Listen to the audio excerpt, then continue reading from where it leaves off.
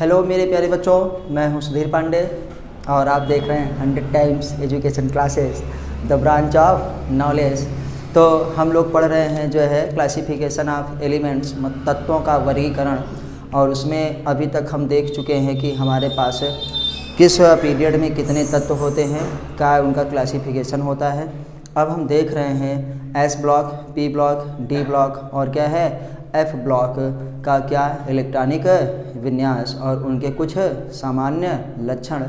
तो आइए हम देखते हैं, जिसको हम बोर्ड में थोड़ा पहले से ही लिख चुके हैं कि ताकि आपका थोड़ा सा टाइम बचे, उसके आगे जो भी होगा उसको फिर लिखा जाएगा। तो हम यहाँ पे आए हैं कि S block, P block, D block और एफ ब्लॉक के इलेक्ट्रॉनिक विन्यास के बारे में कि कैसे होता है, क्योंकि हम लोग इलेक्ट्रॉनिक विन्यास पीछे की कक्षाओं में सीख चुके हैं। अब बस जो है उसको देखना है। तो देखिए ये एस ब्लॉक का इलेक्ट्रॉनिक विन्यास है और एस ब्लॉक में हम लोग जानते हैं कि कितने ग्रुप आते हैं, 2 ग्रुप आते हैं। ग्रुप नंबर पहला एस ब्लॉक का इलेक्ट्रॉनिक विन्यास क्या होगा, NS 1 से लेकर के 2 तक। अगर हम कहें कि फर्स्ट ग्रुप है, पहला ग्रुप है और पहले ग्रुप को क्या कहते हैं, फर्स्ट A, तो उसको क्या बोला जाता है, अल्कली मेटल्स। आपसे ये पूछा जाएगा कि फर्स्ट ग्रुप को क्या कहते हैं, उसका सामान्य नाम क्या है, अल्कली मेटल्स। तो अल्कली मेटल्स का मतलब होता है बेटा क्षार धातुएं। मतलब इनके हमारे पास जो ऑक्साइड होते हैं, इनके ऑक्साइड वो क्या होंगे, क्षारीय नेचर के होंगे, मतलब बेसिक नेचर के होंगे, तो उनको हम लोग क्षार धातुएं कहते हैं। तो इनका इलेक्ट्रॉनिक विन्यास क्या होता है, NS1। पहले ग्रुप का हमारे पास इलेक्ट्रॉनिक विन्यास होता है NS1, मतलब ये पीरियड, ये एस ब्लॉक और उसकी बाहरी कक्षा में मतलब एक इलेक्ट्रॉन होगा। अब आते हैं हम लोग सेकेंड ग्रुप में कि जब सेकेंड ग्रुप आता है, सेकेंड ग्रुप को हम लोग सेकेंड A भी कह सकते हैं पुरानी पीरियोडिक टेबल के अनुसार। तो उसको कहते हैं अब alkaline earth metals, alkaline earth metals, जिसका मतलब है क्षारीय मृदा धातुएं। मतलब ये भी क्षारीय होते हैं और ज़्यादातर ये कहाँ पे पाए जाते हैं, मृदा में ये धातुएं पाई जाती हैं, भूमि में पाई जाती हैं, इसलिए इनको हम लोग क्षारीय मृदा धातुएं कहते हैं।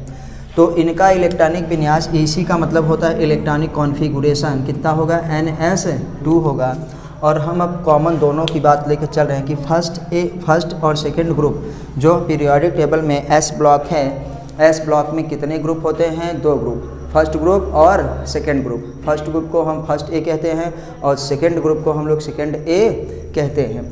तो उसमें पहला है और दूसरा दोनों ग्रुप क्या होते हैं, रिएक्टिव मेटल्स के होते हैं। इसमें मतलब जो धातुएं होती हैं ना, तत्व भैया पूरे पीरियोडिक टेबल में जो कुछ भी है उसको हम लोग तत्व कहते हैं। तत्वों को 3 भागों में डिवाइड किए हैं, कुछ को धातुएं, कुछ को अधातुएं और जो बीच में 7-8 ठो बचती हैं उनको क्या कहा जाता है, उप धातुएं।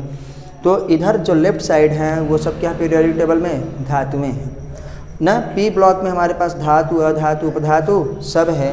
तो याद रखिएगा कि एस ब्लॉक में जितना कुछ भी है सब के सब किस प्रकार के तत्व हैं, वो तत्व धातुओं के रूप में पाए जाते हैं। मतलब वो धातुएं होती हैं जिनकी बाहरी कक्षा में 1, 2, 3 इलेक्ट्रॉन हो सकते हैं। तो देखिए इनकी बाहरी कक्षा में 1 इलेक्ट्रॉन, इसकी बाहरी में 2 इलेक्ट्रॉन है हमारे पास। तो पहला ग्रुप और दूसरा ग्रुप ये क्या होता है, रिएक्टिव होते हैं, बहुत ही ज़्यादा अभिक्रियाशील होते हैं, बहुत ही ज़्यादा क्रियाशील होते हैं। ऐसा क्यों होता है, क्योंकि इनकी ये आयनाइजेशन एनर्जी का मतलब है कि ये इलेक्ट्रॉन अपनी बाहरी कक्षा से बहुत ही कम ऊर्जा लेकर के निकाल सकते हैं और आयन में बदल सकते हैं। आयनाइजेशन एनर्जी का मान इनका कम होता है। मतलब आप कोई काम हमसे करवाएंगे तो 100 रुपये देना पड़ेगा, उनको ये काम करवाने के लिए 10 रुपये ही दे दीजिए, वो कम में कर देंगे। मतलब किसी से, जैसे हम कह रहे हैं कि राइट साइड में जो एफ ब्लॉक में है, राइट साइड में अगर उनको आप जो है उनसे इलेक्ट्रॉन निकालना है, उनकी बाहरी कक्षा से इलेक्ट्रॉन निकालना है तो उनको ज़्यादा ऊर्जा देना पड़ेगा, लेकिन एस ब्लॉक वालों को कम ऊर्जा देना पड़ेगा। तो इसीलिए कहते हैं उनकी आयनाइजेशन एनर्जी क्या है, या आयनाइजेशन एंथैल्पी लो होती है, कम होती है। यहाँ पे फिर हम आते हैं, देखिए कि फर्स्ट ग्रुप में 1 इलेक्ट्रॉन त्याग कर क्या है, +1 में बदल जाता है, क्योंकि बहुत ही कम ऊर्जा में वो इलेक्ट्रॉन को त्याग कर देता है। दूसरे वाले का सेकंड ग्रुप को हम कह रहे हैं कि वो 2 इलेक्ट्रॉन निकाल कर क्या है, +2 आयन बनाते हैं। तो एग्जाम्पल में हम लोगों ने देखा है कि पहले सोडियम ये धातु थी और इसको हम लोगों ने जब इलेक्ट्रॉनिक विन्यास किया तो इलेक्ट्रॉनिक विन्यास 3s1 आता है, और ये अपनी बाहरी कक्षा CC वाले इलेक्ट्रॉन को क्या किया, निकाल दिया, और बहुत ही कम एनर्जी में निकाला। तो ये सोडियम क्या है, धातु से क्या हो गया, सोडियम आयन में बदल गया। आयन में बदलने का मतलब ही है कि ये क्या हो गया, हमारे पास आयनिक रूप में है, तो इलेक्ट्रॉन को निकाल के ही आयन में बना है। आप जानते हैं कि जितने प्लस लगे हैं इसका मतलब उसने इतना इलेक्ट्रॉन निकाला है। जो जितने इलेक्ट्रॉन बेटा निकालेगा वो उतने ही प्लस चार्ज में जाएगा, और जो जितने इलेक्ट्रॉन को एक्सेप्ट करेगा वो उतने ही माइनस चार्ज बनाएगा। तो तब इसका इलेक्ट्रॉनिक विन्यास Na प्लस का इलेक्ट्रॉनिक विन्यास, सोडियम आयन का इलेक्ट्रॉनिक विन्यास 2p6 हो गया। ध्यान दीजिएगा, सोडियम परमाणु का इलेक्ट्रॉनिक विन्यास ये है, लेकिन सोडियम आयन का इलेक्ट्रॉनिक विन्यास ये वाला है। इसी प्रकार से मैग्नीशियम में आते हैं कि मैग्नीशियम में हमारे पास क्या है, ये इसका इलेक्ट्रॉनिक विन्यास हम लोग कर चुके हैं 1s2, 2s2, 2p6 और 3s2। पिछली कक्षा में हम आपको पिछली क्लास में इलेक्ट्रॉनिक विन्यास करने का बहुत ही अच्छा तरीका बताए हैं। प्लीज़ जिनको ना पता होगा वो जा कर के ज़रूर देखिएगा, केमिस्ट्री फॉर क्लास 11th, उसमें आपको पूरी तरीके से बहुत ही अच्छी तरीके से इलेक्ट्रॉनिक विन्यास करने का तरीका उसमें दिया गया है। तो आइए देखते हैं। तो ये क्या हो गया, ये भी देखो बाहरी कक्षा से अपना इलेक्ट्रॉन निकाल दिया। सबसे आउटर मोस्ट सेल क्या है, ये है, और इसी से ये अपना इलेक्ट्रॉन निकाला है। तो ये क्या हो गया, Mg+2, तो इसका इलेक्ट्रॉनिक विन्यास भी ये हो गया। थोड़ा सा हम और इसी में S ब्लॉक में देखेंगे। आइए उसको देखते हैं कि जब हम ऊपर से नीचे जाते हैं पीरियोडिक टेबल में, ऊपर से नीचे जाते हैं, पीरियोडिक टेबल का मतलब ग्रुप में, किसमें बेटा, ग्रुप में ऊपर से नीचे जाते हैं तो क्या होता है, इनका साइज बढ़ता है। और जब साइज बढ़ता है तो हम लोग उसको क्या कहेंगे, वो बड़ी आसानी से क्या निकाल देंगे, इलेक्ट्रॉन को निकाल देंगे। इलेक्ट्रॉन को निकालने का मतलब ही है कि अभिक्रिया के लिए वो तैयार है, क्योंकि जो अभिक्रिया जितना करेगा वो उतनी ही आसानी से इलेक्ट्रॉन को निकालेगा।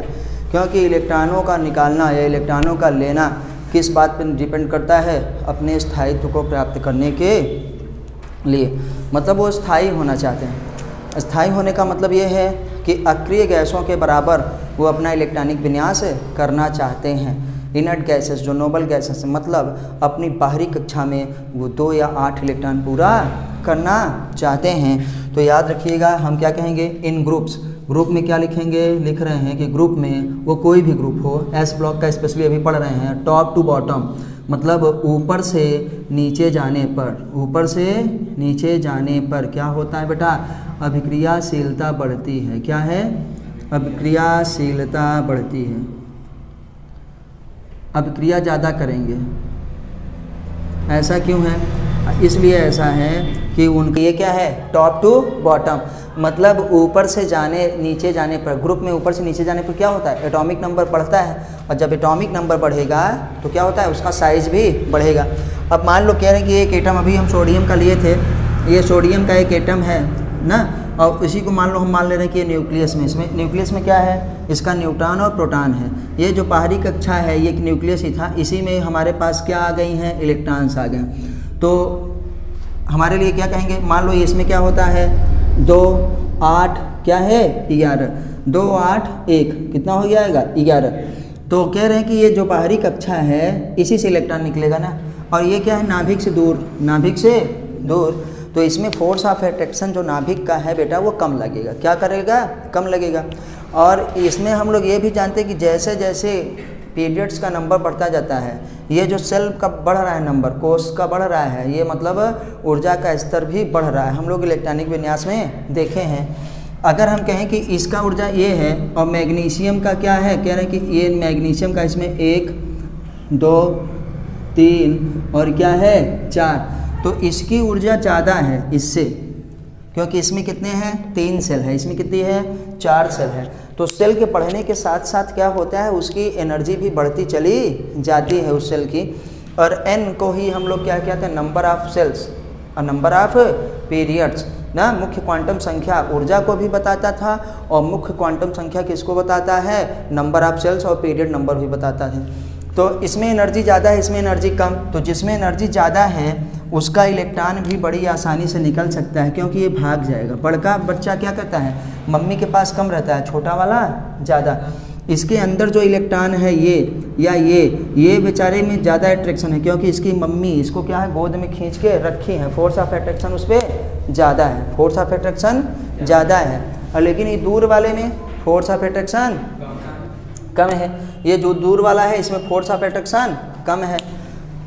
तो क्यों, इसके पास एनर्जी भी ज़्यादा है और इसको खींच के रखने वाले का आकर्षण भी कम है, तो वो आसानी से इलेक्ट्रॉन निकल सकेगा ना। जिसको अच्छे से पकड़े रहेंगे वो नहीं जा पाएगा, क्योंकि छोटा बच्चा, जैसे छोटे बच्चे के पास एनर्जी भी कम है और वो क्या है, मम्मी के पास भी ज़्यादा है, उसको खींच के बैठा लेंगे। और बड़े वाले के पास क्या होगा, उसके पास एनर्जी भी ज़्यादा है और पहली बात दूरी भी ज़्यादा है, जल्दी स्केप करेगा, जल्दी क्या है, भागेगा ना। तो वो जल्दी से आसानी से आयन बनाता है। इसीलिए टॉप टू बॉटम मतलब ऊपर से नीचे जाने पर अभिक्रियाशीलता एस ब्लॉक के तत्वों की बढ़ती है। वो चाहे पहला हो चाहे दूसरा हो, ऐसे सबकी होती है। आपके पी ब्लॉक में भी ऐसे ही होगा। तो हम लोगों ने बेटा इसको देखा है अभी तक एस ब्लॉक। अब हम देखने जा रहे हैं पी ब्लॉक का इलेक्ट्रॉनिक विन्यास। तो थोड़ा सा आपसे रिक्वेस्ट है कि चैनल को सब्सक्राइब जरूर करिए, वीडियो को लाइक करिए, अपने दोस्तों के साथ शेयर करिए, आपका कुछ जाने वाला है नहीं। तो अब हम देखेंगे पी ब्लॉक के इलेक्ट्रॉनिक विन्यास। ये हेडिंग हमने इसलिए डाला है कि SPDF की हमको चारों का देखना है। तो हम S का देख चुके, अब हम देखेंगे पी ब्लॉक का इलेक्ट्रॉनिक विन्यास। तो यहाँ पे आते हैं पी ब्लॉक। पी ब्लॉक का मतलब पी ब्लॉक का इलेक्ट्रॉनिक विन्यास। बेटा एकदम हिंदी में है, अब आपको कोई दिक्कत नहीं होनी चाहिए। और नीट के लिए ज़रूरी है कि आप NCERT ही पढ़िए, NCERT ही पढ़िए। तो ये हो गया पी ब्लॉक का इलेक्ट्रॉनिक विन्यास। आइए देखते हैं, पहले देखते हैं कि पी ब्लॉक को कहते क्या हैं। एक चीज़ बेटा भूल गए, थोड़ा सा आप देख लीजिएगा। इसी में एस ब्लॉक को कहा क्या जाता है, रिप्रेजेंटेटिव एलिमेंट्स। क्या कहेंगे, एस और पी दोनों को। तो पहले पी और को हम ये पी भी उसी में आ जाएगा, यस भी। तो लिखते हैं एस ब्लॉक और क्या है, पी ब्लॉक। दोनों को क्या कहा जाता है, पी ब्लॉक के तत्वों को, पी ब्लॉक के तत्वों को रिप्रेजेंटेटिव एलिमेंट्स कहते हैं। रिप्रेजेंटेटिव एलिमेंट्स कहा जाता है। रिप्रेजेंटेटिव एलिमेंट्स का मतलब ये होता है जो रिप्रेजेंट कर रहे हैं। पीरियोडिक टेबल में जो सबसे पहले आते हैं ना, वही क्या होते हैं, रिप्रेजेंटेटिव एलिमेंट्स। नहीं कहते कि आज कोई प्रोग्राम होने वाला है तो उसको हम क्या, हम रिप्रेजेंट करेंगे, उसको हम प्रस्तुत करेंगे ना, यह कहते हैं। इन्हीं को हिंदू में कहा जाता है निरूपण तत्व। क्या कहेंगे, निरूपण तत्व। रिप्रेजेंटेटिव एलिमेंट्स को हम लोग क्या कहते हैं, निरूपण तत्व कहा जाता है, निरूपण तत्व कहा जाता है। कहा जाता है, इनको क्या कहेंगे, निरूपण तत्व कहा जाता है। एस वाले को भी और पी वाले को, दोनों को ही कहा जाता है रिप्रेजेंटेटिव एलिमेंट्स। क्योंकि पीरियोडिक टेबल को जब डिवाइड किया गया तो पहले एस ब्लॉक, फिर पी ब्लॉक, फिर डी ब्लॉक, फिर क्या है, एफ ब्लॉक। इसीलिए जो रिप्रेजेंटेटिव एलिमेंट्स होते हैं वो निरूपण तत्व कहलाते हैं, जो पहले आते हैं, जो रिप्रेजेंटेशन करते हैं। निरूपण, रिप्रेजेंटेटिव एलिमेंट्स, रिप्रेजेंटेटिव एलिमेंट्स। चलिए वहाँ से दिख नहीं रहा क्या। अच्छा, और अब आगे बढ़ते हैं बेटा। एस ब्लॉक को तो हम पढ़ ही चुके हैं, पी ब्लॉक पढ़ रहे हैं। पी ब्लॉक कहाँ से होता है, ग्रुप नंबर आपको पता है कि 13 से लेकर के 13 से लेकर के कहाँ तक, 18 तक। ग्रुप नंबर 13 से लेकर के ये 13 से 18 तक है। इनका इलेक्ट्रॉनिक विन्यास, इलेक्ट्रॉनिक कॉन्फ़िगरेशन क्या होगा, इनका इलेक्ट्रॉनिक कॉन्फ़िगरेशन क्या होगा, अब आपको ये जानने की आवश्यकता है। तो क्या होगा बेटा, NS2 और NP कहाँ से, 1 से लेकर के 6 तक। किताब में दिया है ऐसा कि हमारे पास 0 से लेकर के 6 तक, लेकिन हम इसको 0 नहीं लिखेंगे, क्योंकि 0 नहीं होगा, जीरो होगा तो वो सेल ही नहीं होगी, वो कक्षा ही नहीं, उसमें मिनिमम एक इलेक्ट्रॉन तो होगा ही होगा। तो किताब में इस तरीके से भी ऐसा लिखा रहता है कि पहले ये लिखा रहेगा Np1 to 6 और उसके बाद Ns क्या है 2। तो हम ऊपर ये पहले ही लिखे हैं कि पहले जब ये कक्षा भर जाती है तभी ये वाली शुरुआत होती है। तो ये हमारे पास क्या हो गया बेटा, ये भी है और ये भी है, किसका, पी ब्लॉक का इलेक्ट्रॉनिक विन्यास, क्योंकि जब S भर जाएगी तभी P आएगी ना। तो किताबों में कभी कभार NCERT में भी अपने ऐसे ही दिया है कि पहले P को दिखा रहे हैं क्योंकि P ब्लॉक है। तो कहाँ से, अगर पहला हमारे पास है 13 वाला तो उसकी बारी कक्षा में क्या आएगा 1। तो आइए देखते हैं ग्रुप नंबर 13 के लिए। ग्रुप नंबर 13 के लिए हमारे पास क्या होगा, ग्रुप नंबर 13। ग्रुप नंबर 13 का मतलब है बोरान फैमिली। ग्रुप नंबर 13 इसको हम लोग क्या कहते थे बेटा, थर्ड ए। क्या कह सकते हैं, थर्ड ए। ग्रुप नंबर 13 में आपको पता है कि हमारे पास कितने एलिमेंट हैं ना, बैगन, आलू ना, गाजर आपको हम बता चुके हैं, इन्हें भी क्या है तौलो। तो ये क्या हो गया, बोरान, एल्यूमिनियम, गैलियम, इंडियम और थैलियम। तो इसका देखो हमारे पास क्या होगा, इसका इलेक्ट्रॉनिक विन्यास अगर हम इसको करके देखें, बोरान की बाहरी कक्षा में 5, तो इसको हम कहते हैं 1s2, 2s2 और देखो क्या हुआ 2p1। तो बोरान फैमिली का इलेक्ट्रॉनिक विन्यास क्या होगा, हमारे पास है Np1 ना और Ns2। तो इसका यहाँ से यहाँ तक ये किसका है, 13 से 18 तक का, 13 से 18 तक का पूरा है। लेकिन अगर 13वें की बात करें तो इसका क्या होगा, तो इसका इलेक्ट्रॉनिक विन्यास हम यहीं पे लिख दे रहे हैं। इसका मतलब होगा इसका इलेक्ट्रॉनिक विन्यास Ns2, N है ना सामान्य इलेक्ट्रॉनिक विन्यास, और इसको हम क्या करेंगे, सामान्य इलेक्ट्रॉनिक विन्यास, ये भी क्या है N है और क्या है P1। ये किसका है, बोरान फैमिली का 13वें ग्रुप का इलेक्ट्रॉनिक विन्यास क्या होगा, Ns2 Np1। आप आगे भी बता सकते हैं कि Np1 Ns2, लेकिन पहले ये भरी जाती है इसलिए पहले यही बोलना ज़रूरी है। ये किसका हो गया, हमारे पास 13 वाले का। अगर बेटा हम देखें 14 का, किसका देखें 14 का, तो आप जिनको ये नोट करना है नोट कर लीजिए, जिनको स्क्रीनशॉट लेना है स्क्रीनशॉट ले लीजिए। तो हम 14 का देखते हैं, किसका देखते हैं 14 का। ये बेटा जरूर याद रखना है कि यहाँ से यहाँ तक का क्या है, पी ब्लॉक का है, ये वाला भी, ये वाला, ये मेन इम्पॉर्टेंट है। तो Np1 से, अच्छा 13 के लिए 1 रहेगा, 14 के लिए यहाँ पे 2, 15 के लिए 3, 16 के लिए ऑक्सीजन पहले मिलने के लिए 4 ना। फिर हमारे पास ऑक्सीजन के बाद क्या आता है बताओ, फ्लोरीन वगैरह के लिए कितना रहेगा, हाँ तो 5 रहेगा ना। इसी प्रकार से हमारे पास रहेगा, और 8वें के लिए 6 रहेगा। तो जिनको नोट करना है वो नोट करें। आप लोगों का ऊपर वाला हो गया है, तो आइए हम थोड़ा सा ऊपर से जो है आपको दिखाते हैं कि क्या होगा 14 का, क्या होगा 14 का। बेटा ऐसा है कि अब 14 में हम बोले हैं कि जिसको ग्रुप नंबर हम देख रहे हैं 14 और उसको हम लोग कहते हैं 4th है। ग्रुप नंबर क्या है 14, अब 14 का हमारे पास क्या है 4th है। क्या कहेंगे बेटा 4th ए। इसमें कौन से एलिमेंट आते हैं हम जानते हैं, कार्बन, सिलिकॉन ना, जर्मेनियम, क्या है काशी जी, Sn क्या है टिन, और ये क्या है लेड। तो इसका देखो कार्बन का कितना होता है 6, तो क्या करेंगे 1s 2s 2 और ये क्या है 2p, देखो 2, इसी बारी कक्षा में कितना आया 2p, देखो 2s2 और 2p2। तो इसकी बाहरी कक्षा में हमको इसका मतलब इसका इलेक्ट्रॉनिक विन्यास क्या होगा, इसका इलेक्ट्रॉनिक हमारे पास कॉन्फ़िगरेशन, इलेक्ट्रॉनिक कॉन्फ़िगरेशन क्या होगा Ns2 और क्या है Np2। देख रहे हो ना Ns2 Np2 है कि नहीं, इसी के अंदर 1 से लेकर के 6 तक, 1 से लेकर के 6 तक में आ सकता है। तो ये क्या है Np2, किसके लिए 14 के लिए। अच्छा हम यहाँ पे देख लेते हैं थोड़ा सा 15वें के लिए। अगर कहें कि ग्रुप नंबर 15, क्या है 15 ग्रुप, 15वां ग्रुप, और 15 ग्रुप को हम क्या कहते हैं 5th ए भी कहते हैं। क्या है बेटा 5th ए भी उसको कहा जाता है, 15वां ग्रुप को हम लोग 5th ए भी कहते हैं। और 15वें ग्रुप में हमारे पास क्या है बेटा नाइट्रोजन, क्या है फास्फोरस, क्या है आर्सेनिक Sb, एंटीमनी, और क्या है बिस्मथ Bi। इसका एटॉमिक नंबर 7। चलो तो क्या होगा 1s2 बेटा, ये क्या हो गया 2s2। अब देखो क्या आया 2p3, देखो है कि नहीं, इसी के अंदर है कि नहीं। np 1 से लेकर के 6 तक हो सकता है, पूरे p ब्लॉक की ये बात हो रही है ना, क्योंकि 13 से लेकर के 18 तक में आएगा। तो 15वीं का क्या होगा, 15वीं का इलेक्ट्रॉनिक विन्यास। अब फास्फोरस का भी करना चाहो तो इसका भी कर लो एक बार।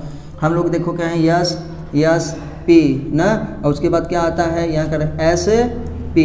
देखो कितना हो गया 2 2 4 10 10 2 12 12 3 15, देखो वही आएगा। 1 है पहली बार, ये दूसरी बार, ये दूसरी बार, पहली बार आ रहा है लेकिन 2 से स्टार्ट होता है, तीसरी बार है, ये दूसरी बार आ रहा है लेकिन तो क्या हो गया 3।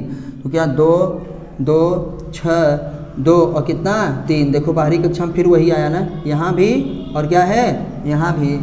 तो इसका मतलब है कि 15वें ग्रुप का जो नाइट्रोजन फैमिली होती है उसका इलेक्ट्रॉनिक विन्यास बेटा क्या होगा, उसका इलेक्ट्रॉनिक विन्यास होता है NS2 NP3। क्या आया है 3। N क्या है पीरियड नंबर, जिस पीरियड का होगा। ये हो गया हमको इलेक्ट्रॉनिक कॉन्फ़िगरेशन किसका 15 का। किसका हो गया बेटा 15 का। आइए हम 16 का देखते हैं इलेक्ट्रॉनिक कॉन्फ़िगरेशन कि हमारे पास 16 का क्या होगा, 17 का क्या होगा और 18 का क्या होगा। तो हम इसको भी थोड़ा सा मिटा दे रहे हैं ताकि हमको पता चल जाए। अब हम जानते हैं 16 का, किसका बेटा 16 का। और 16 को हम लोग क्या कहते हैं 6th A भी कह सकते हैं, 6A। S और P को हम बोले थे ना A फर्स्ट और क्या है ग्रुप में बांटा गया था, फर्स्ट डे सेकेंड डे वाले ग्रुप में बांटा गया था। तो पूरे पीरियोडिक को हम बांट दिए थे A और B सब ग्रुपों में। तो 16 में हमारे पास आता है, हम बोले हैं आपको ओ सनम सिर से तेल पोंछो, ऑक्सीजन सल्फर सेलेनियम क्या है टेलुरियम और क्या है पोलोनियम। वो सनम सिर से तेल पोंछो। ऑक्सीजन का कितना होता है बेटा 8, तो इसका इलेक्ट्रॉनिक विन्यास 1s2, इसका होगा 2s2 और इसका हमारे पास क्या होता है 2p4। देखो इसका एक का और दिखा देते हैं SSP, हम आपको याद रखे थे SP, और ये क्या है हमारे पास इतने में हो जाएगा। तो ये पहली बार आ रहा है, ये दूसरी बार यस है, ये P पहली बार आ रहा है लेकिन 2 से स्टार्ट होती है, ये क्या है तीसरी से क्या है ये तीसरी बार। 2 इलेक्ट्रॉन 2 2 4, कितना हो गया 10 2 12 क्या है 4 16। देखो लास्ट में यहाँ भी, लास्ट में देखो यहाँ भी बाहरी कक्षा में कितना है NS2 NP4। तो ये क्या होगा 16वें के लिए होता है इलेक्ट्रॉनिक कॉन्फ़िगरेशन। हमारे पास कितना है 16वें ग्रुप का होता है NS2 NP क्या है 4, क्या है NP4। देखो 1 से 6 तक जाएगा। अब हम आते हैं 17वें का, किसका बेटा 17 का। 17 का हमारे पास ग्रुप नंबर क्या है बेटा 17। इसको हम लोग क्या कहते हैं 7th A, क्या कहते हैं 7th A। PS वाले को P वाले को A में ही कहते हैं और D वाले को B में, F वाला भी B का ही है। तो हम यहाँ पे आइए देखते हैं किसका होगा हमारे पास। 17 में आता है क्या फ्लोरीन क्लोरीन ब्रोमीन ना और आयोडीन। यहाँ पे एस्टेटीन नहीं लिखेंगे क्योंकि थोड़ा सा रेडियो एक्टिव है, लेकिन लिखेंगे पोलोनियम जब लिखें तो इसको भी लिखेंगे। क्लोरीन का एटॉमिक नंबर कितना होता है 9, तो हम क्या लिखेंगे 1s2 2s2 और ये हमारे पास देखो 2p आया, कितना बचा हमारे पास 5। देखो तो इसकी बाहरी कक्षा में कितने इलेक्ट्रॉन है 7 इलेक्ट्रॉन है कि नहीं, 5 2 7, इसीलिए इसको 17। तो इसका हमारे पास ये देखो इतना है। अगर क्लोरीन का भी करना चाहो तो कर लो, यस P है SP है, हमारे पास इतने में हो जाएगा।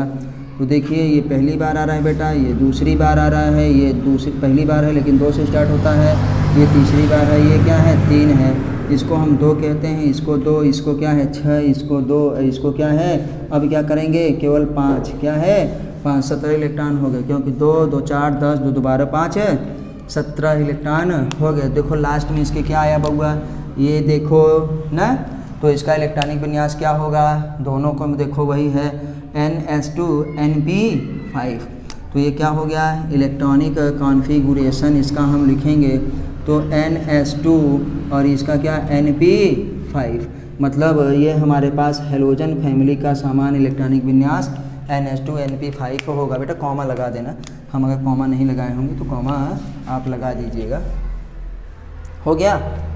अब ऐसी प्रकार से ये इसका इतना सामान्य इलेक्ट्रॉनिक विन्यास होता है कि हमारे पास याद रखिएगा 16वें का इलेक्ट्रॉनिक विन्यास क्या होगा सामान्य NH2NP4, 17वें का होगा NH2NP5 ना, 14वें का हमारे पास है NH2NP3 और हमारा 15वें का 13वें का है NH2NP क्या है 2, 14 का, और 13वें का क्या होता है NH2NP1, ये क्या है 14 का NH2NP2, 15 का NH2NP3 और यहाँ पे 16 का NH2NP4 और 17 का NH2NP5।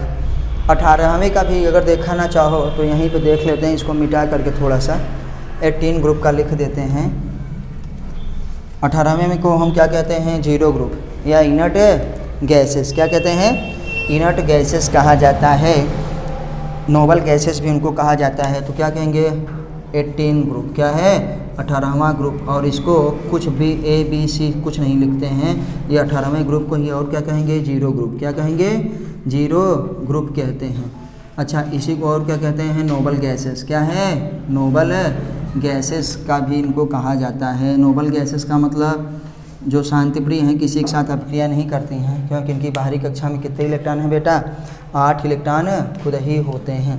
हीलियम को छोड़ करके 2 और 8 वाले तत्व जिनकी बाहरी कक्षा में 8 इलेक्ट्रॉन होते हैं वो स्थायी माने जाते हैं।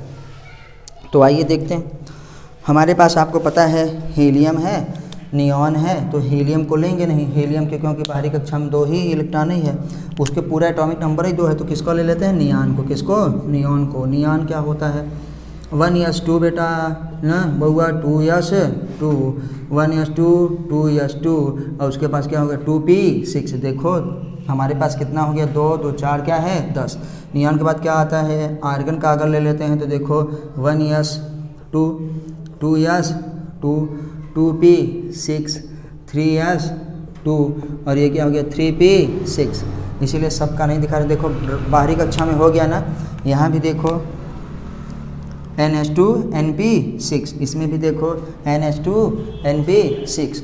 तो आपको पता है ये हमारे पास हो गया किसका, यहीं पे हम लिख दे रहे हैं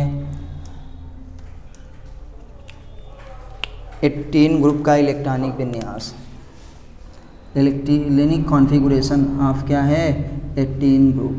18वें ग्रुप का इलेक्ट्रॉनिक विन्यास क्या होगा सामान्य इलेक्ट्रॉनिक विन्यास NH2 और NP6 क्या होगा बेटा NH2 और NP6। तो देखो आया ना, आपको बोले थे कि P ब्लॉक का इलेक्ट्रॉनिक विन्यास कहाँ से कहाँ तक होता है NH2 NP क्या है 1 से लेकर के 6 तक होता है, और देखो ये 6 तक यहाँ तक आ गया है। तो प्लीज़ जिन्होंने पीछे का ना पढ़ा हो प्लीज़ वो जा कर के क्लास 11th की आप प्लेलिस्ट में जाइए, उसमें लिखा है कि केमिस्ट्री फॉर क्लास 11th। आप इलेक्ट्रॉनिक विन्यास अच्छे से समझेंगे और इसको जानेंगे। तो जिनको ये नोट करना होगा नोट कर लें, फिर हम और आगे पढ़ते हैं। जिनको स्क्रीनशॉट लेना होगा वो स्क्रीनशॉट भी ले सकते हैं। अच्छा बेटा और ये देखते हैं थोड़ा सा और आगे है कि S ब्लॉक में हम जैसे बोलें कि बोरान फैमिली है, B है बोरान फैमिली वाली, ये कौन सी है कार्बन वाली, ये कौन सी है नाइट्रोजन वाली, ये कौन सी है ऑक्सीजन वाली, ये कौन सी है फ्लोरीन वाली, और ये कौन सी है इनर्ट गैसेस अक्रिय गैसें या उत्कृष्ट गैसें हीलियम वाली। तो इसको क्या कहते हैं, इसको पूरे को बोरान फैमिली ही कहेंगे। क्या कहेंगे बोरॉन फैमिली, बोरान का ग्रुप होता है तो बोरान फैमिली। इसको वाले को हम कहते हैं कार्बन फैमिली। क्या है कार्बन फैमिली। इस वाले के 2 नाम हैं, या तो नाइट्रोजन फैमिली कहते हैं लोग, क्या है नाइट्रोजन फैमिली, या तो इसको पिनेकोजेन भी कहेंगे। क्या कहेंगे पिनेकोजेन। तो नाइट्रोजन फैमिली, और इसी वाले को हम लोग कहते हैं क्या नाम है इसका पिनेकोजेन। पी से स्टार्ट होगा ना NaCO पिनेकोजेन CHO पिनेको CHO कोजेन पिनेकोजेन कहते हैं। इस वाले को आप जानते हैं कि ऑक्सीजन फैमिली तो कहते ही कहते हैं, लेकिन इसको क्या कहते हैं, चैल्कोजेन भी कहते हैं। चैल्कोजेन क्या है, चैल्कोजेन। इस वाले को सभी जानते हैं हेलोजेन, क्या है, हेलोजेन। और इसको वाले को क्या कहते हैं, नोबल, क्या है, नोबल गैसेस या उत्कृष्ट गैसेस कहा जाता है। तो इसका भी थोड़ा सा आपको नाम याद रखने की ज़रूरत है कि चैल्कोजेन, पिनेकोजेन, हेलोजेन। और बेटा देखो कहीं कहीं पे एच रहता है, कहीं कहीं पे नहीं रहता है, तो एनसीईआरटी में एच नहीं दिया गया है, इसलिए आपको एच लिखने की ज़रूरत नहीं है। तो इसको हम फिर से लिख दे रहे हैं, ये पिनेकोजेन होगा, ये क्या होगा, चैल्कोजेन होगा। तो इसको हम क्या कहते हैं, नैकोजेन, पिनेकोजेन। इसको क्या कहेंगे हम लोग, चैल्कोजेन, CHALCO, चैल्कोजेन, याद रखिएगा। ऑक्सीजन आपसे पूछा जा सकता है कि मान लो हमारे पास ये 15 वाला है, 15वें ग्रुप को क्या कहते हैं, 16वें ग्रुप को क्या कहते हैं, ऑक्सीजन फैमिली ना। ये 17वें वाले को क्या कहते हैं, हेलोजन, इसको चैल्कोजेन, इसको क्या है, पिनेकोजेन। इसको कार्बन है ना, तो हम इसको कह सकते हैं कार्बन फैमिली। अब कार्बोजेन कहने की ज़रूरत नहीं है, नहीं बायो में हो जाएगा कैंसर प्रोडक्शन वाले। और ये क्या है, बोरान, क्या है, बोरान फैमिली कहते हैं। अब इनके थोड़ा पी ब्लॉक की और प्रॉपर्टी देख लेते हैं कि पी ब्लॉक में क्या होता है, ये पी ब्लॉक है बेटा। पी ब्लॉक में आपको सारी चीज़ें मिलेंगी, क्या, मेटल्स भी मिलते हैं, नॉन मेटल्स भी मिलते हैं, और क्या है, मेटालॉइड्स भी मिलते हैं। तो पी ब्लॉक में जो हमारे पास है, किधर वाले, थोड़ा सा लेफ्ट साइड में, पी ब्लॉक के लेफ्ट साइड में, जैसे 13 से स्टार्ट होता है पी ब्लॉक और कहाँ ख़त्म हो रहा है, 18 से। तो इसमें हम कहें कि यहाँ पे लिख रहे हैं तो बैगन हो गया ना, आलू, गाजर ना, इंडियम, और क्या है, थैलियम। और हम इसी को अगर 14 को वाले कहें तो कासी जी, जर्मेनियम ना, एसन क्या है, पीबी, लेड। अगर हम यहाँ पे कहें कि नाइट्रोजन है, फास्फोरस है, आर्सेनिक है ना, एंटीमनी है, और क्या है, बिस्मथ, बिस्मथ मतलब 83 हमारे पास। अगर हम यहाँ पे आएँ फिर ऑक्सीजन को लिखें, सल्फ़र को लिखें, सेलेनियम को लिखें, इसके आगे सेलेनियम को नीचे लिख देते हैं, सेलेनियम को लिखें, टी से टेल्यूरियम को लिखें, और पी से पोलोनियम को लिखें। ऑक्सीजन के बाद हमारे पास कौन सा आता है, फ्लोरीन वाला है, तो फ्लोरीन लिख रहे हैं, क्लोरीन लिख रहे हैं, ब्रोमीन लिख रहे हैं, आयोडीन लिख रहे हैं, और एटी क्या है, एस्टेटीन लिख रहे हैं। और यहाँ पे अब जानते हैं कि हीलियम उसके ऊपर रहता है, यहाँ पे लिख रहे हैं नियॉन, यहाँ पे आर्गन, यहाँ पे क्या है, क्रिप्टन, यहाँ पे हमारे पास ऑक्सीजनॉन, और ये क्या है, आर्यन, क्या है, रेडॉन। तो आप जानते हैं कि पी ब्लॉक में ये पूरा पी ब्लॉक है, ये पूरा पी ब्लॉक है। तो पी ब्लॉक का जो आधा है, पी ब्लॉक का जो आधा है उसको इधर वाले, पी ब्लॉक से इधर वाले जो होते हैं वो हमारे पास कौन से हैं बताइए, वो मेटल्स हैं। और पी ब्लॉक के राइट साइड वाले जो हैं नॉन मेटल्स हैं। पी ब्लॉक पूरी पीरियोडिक में खुद ही राइट साइड है, लेकिन हम केवल स्पेशली अब पी ब्लॉक की बात कर रहे हैं। तो जो पी ब्लॉक का लेफ्ट साइड होगा, पूरे पीरियोडिक टेबल में जो लेफ्ट साइड है वो मेटल्स होता है। पहला ग्रुप और दूसरा ग्रुप एस ब्लॉक का लेफ्ट साइड में है, वो तो मेटल्स है ही। पी ब्लॉक के भी कुछ मेंबर जो लेफ्ट साइड हैं, इस पी ब्लॉक के लेफ्ट साइड हैं, वो क्या है, मेटल्स मतलब धातुएं, और जो राइट साइड हैं वो क्या है, अधातुएं। लेकिन बीच में भी इसी में आता है क्या, मेटालॉइड्स आते हैं। मेटालॉइड्स का मतलब होता है उपधातुएं, क्या है, उपधातुएं। तो देखिएगा आपको यहाँ पे किताब में 6, 7, 8 मिलता है, लेकिन हम लोग कम से कम 8 पढ़ते हैं कि कभी कभार ये बोरान एक जिग जैग स्ट्रक्चर बनेगा, जैसे ब्रश वगैरह में नहीं आता जेट से, हम इसको करें बोरान ना। बोरान के बाद ये सिलिकॉन है, सिलिकॉन के साथ साथ क्या है, जर्मेनियम, क्या है, जर्मेनियम। अब इसका जर्मेनियम के बाद ये आर्सेनिक, आर्सेनिक के नीचे वाला क्या है, Sb ना, Sb के इस वाला सामने वाला टेल्यूरियम, और टेल्यूरियम के नीचे वाला क्या है, पोलोनियम को भी लोग कुछ कहते हैं। और कुछ लोग टेल्यूरियम को छोड़ करके इसके साथ वाले को क्या, एस्टेटीन को कहते हैं। किसको, एस्टेटीन को कहते हैं। तो 1, 2, 3, 4, 5, 6, 7, 8 हम पूरे को ले लिए, क्योंकि कोई बोरान को छोड़ता है तो कोई एस्टेटीन को छोड़ता है, ठीक। लेकिन यहाँ से ले करके यहाँ तक आपको, इसको अगर आप छोड़ रहे हैं, इसको छोड़ रहे हैं, तो ये तो पक्के हैं। तो इन्हीं दो में वो है, लेकिन आप याद रखिएगा कि ये भी हो सकते हैं। तो ये वाले पहले एक यहाँ से, इसके जस्ट नीचे लाइन देखो, इसके जस्ट नीचे कौन सी लाइन, ऐसे ये बनी, ठीक है। इसके साथ साथ क्या है, नीचे वाली, इसके साइड क्या है, इधर वाले, फिर इसके नीचे ऐसे वाली, फिर इसके नीचे ऐसे वाली, फिर इसके नीचे ऐसे वाली, और फिर इसके नीचे ऐसे वाली। इसीलिए एक जिग जैग सीढ़ी जैसा नहीं लग रहा है, इसीलिए कह रहे हैं कि यहाँ से यहाँ तक तो लोग बोरान को कुछ नहीं लेते, तो सिलिकॉन को यहाँ वाली, फिर इसके नीचे वाली, फिर इसके साइड वाली, सामने वाली, ऐसे ही बनाना। फिर इसके क्या है, नीचे वाली, फिर इसके क्या है, इधर वाली, फिर इसके इधर वाली, फिर यहाँ पे करके देखो दिखा रहे हैं। मान लो सिलिकॉन से लिए, यहाँ से लिए, सिलिकॉन के साथ जो सिलिकॉन था, सिलिकॉन जर्मेनियम है, जर्मेनियम के बाद इधर क्या आया, आर्सेनिक है, आर्सेनिक के बाद क्या आया बेटा, देखो यहाँ पे Sp टेलुरियम है ना, Sp एंटीमनी है, Sp टेलुरियम, टेलुरियम के बाद यहाँ क्या है, पोलोनियम, और पोलोनियम के बाद क्या है, एस्टेटिन। ऐसे सीड लाइन नहीं बनी है, दिख रहा है ना। तो ये जिग जैग लाइन ही क्या है, मेटालॉइड। इस जिग जैग लाइन के जो इधर है, इसको हम सबको कहेंगे, इसीलिए बोरान को हटा दे रहे हैं कि बोरान ज़्यादातर क्या है, ये इसमें धातुओं के गुण हैं, अधातुओं के गुण नहीं बनाने के लिए। तो साथ है, याद रखिएगा, सिलिकॉन से लोग इसको ले लेते हैं। तो यहाँ से यहाँ तक का जो इधर है, इधर से इधर एक सीधी लाइन अगर हम खींच दें, एक सीधी लाइन खींच दे इसके बीच से, तो याद रखिएगा यहाँ से यहाँ तक देखो हम ऐसे ऐसे कर दे रहे हैं, ऐसे से ऐसे, यहाँ से ऐसे। तो इधर वाले हमारे पास क्या है बेटा, मेटल्स।